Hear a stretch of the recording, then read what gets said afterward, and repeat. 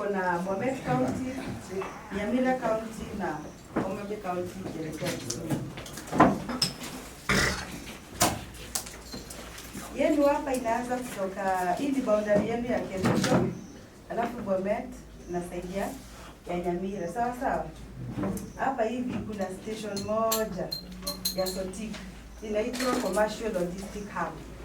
Hiyo hub ni ile yenye inachukua maybe cargo ama inajenga industries hapo for kitu inaitwa value addition. If you have fruits kama ni sugar cane, mnaenda mnafanya value addition and then inasafirishwa anywhere in the world na SGR. Sawa sawa. Then unaona hizi vitu zimechorwa kama excavator hivi. Hizi ni tunnels. Hizi ni tunnels. Kwenye itakuwa inaingia chini alafu inatokea mahali. Ikonge kuna station ya DK277. Sawa sawa. Kuna station kidogo hapa hivi. Niko karibu na Sotik. Maybe hiyo Ikonge board explain tujue kama iko karibu na Ikonge market ama inaitwa passing. Nani ametumia SGR ya Mombasa?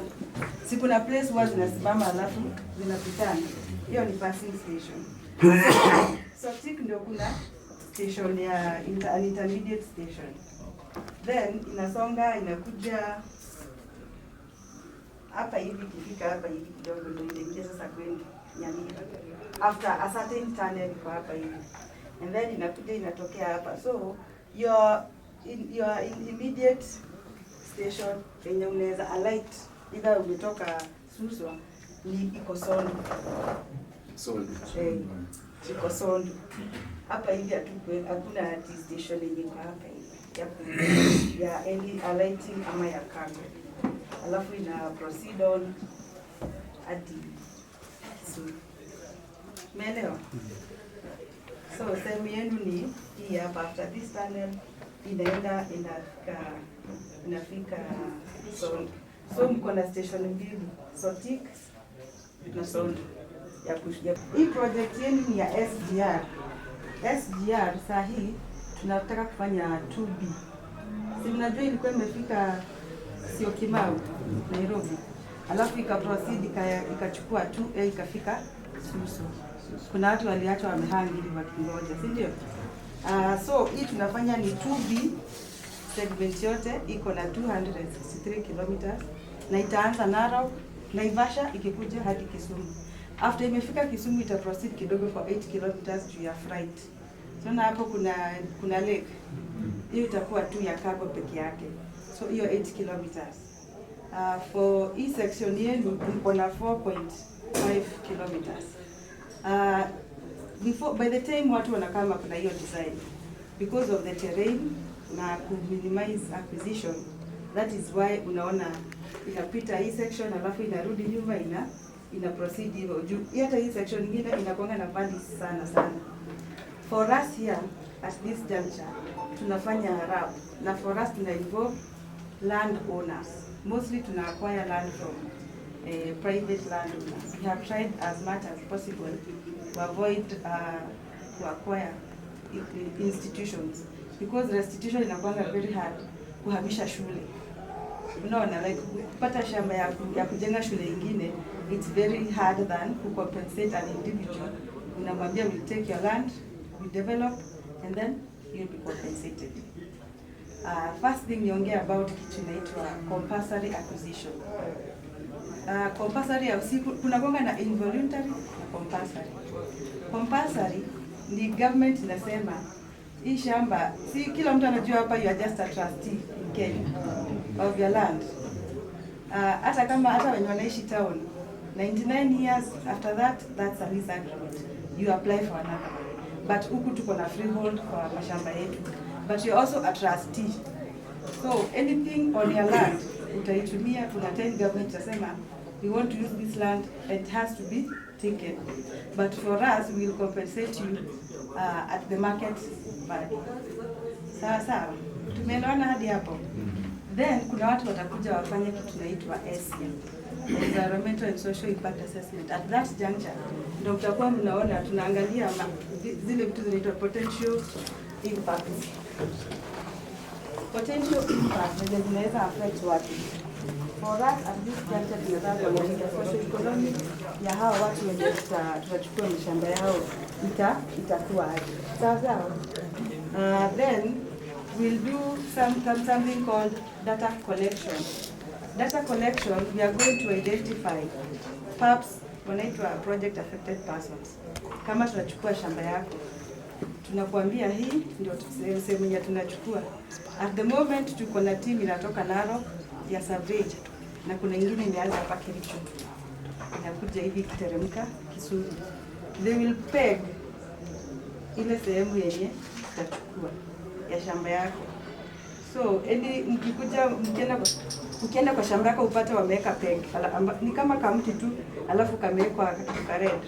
Then kameandikwa CK something. Sawa. Mwache hiyo peg ikae tu hapo. Tutakuja kufanya identification ya land area yako.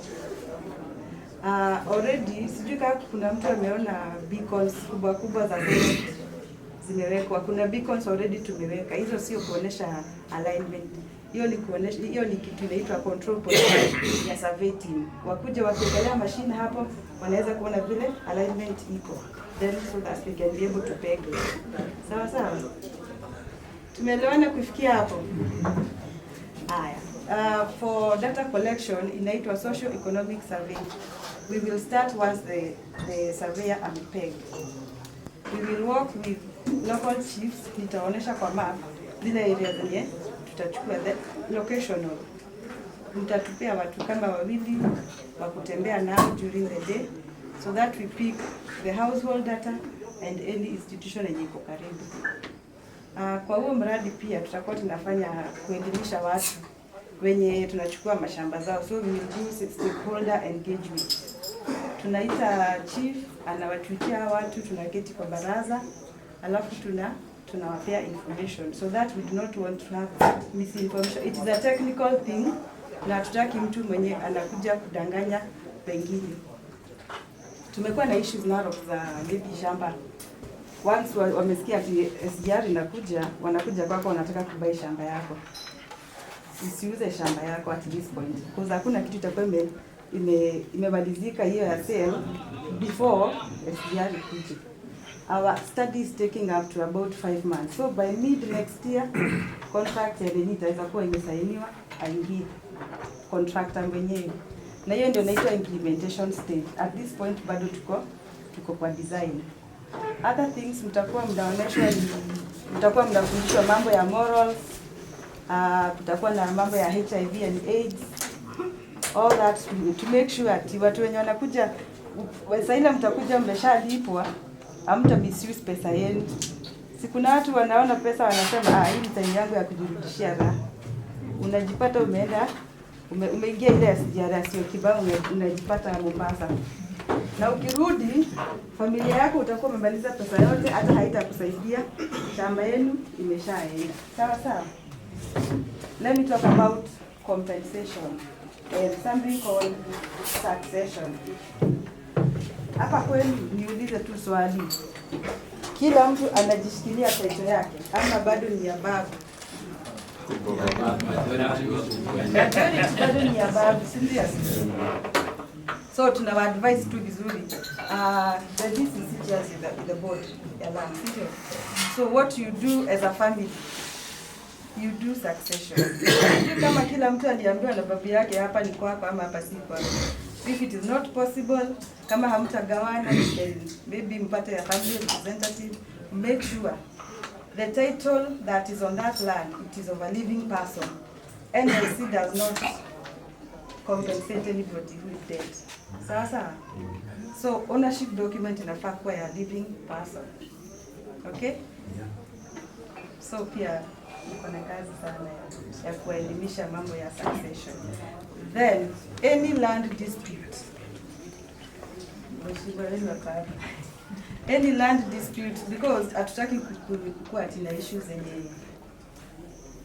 sitaki kusema, lakini kuna wazee wameshauliwa na huko kwenye ilikuwa inapita kwani. Sawa. Kwa sababu wazee waelimishwe, wagawie watoto wao mashamba. It is a very sensitive topic by the way. but inakujanga baadaye. Sasa kitu kama hii kikuja, amepewa pesa yote, kijana anataka yake na huyu anataka yake, kwa sababu wanajua wanataka kumiliki hiyo shamba, si ndio? Kutakuwa na hiyo dispute itakuwa inatokea, and we don't at crime rate ikwe increase, si ndio? Mtakuwa mna consult your DCC, of course do your chief ndio anafika kwa DCC. Juu kila mtu lazima apige muhuri na nani? Na chief wetu. Sawa sawa. Mimi sina benki, but nilikuwa nataka niwaoneshe hii map so that now we discuss. Juu unajua mko na maoni mingi sana. Nitakuonesha.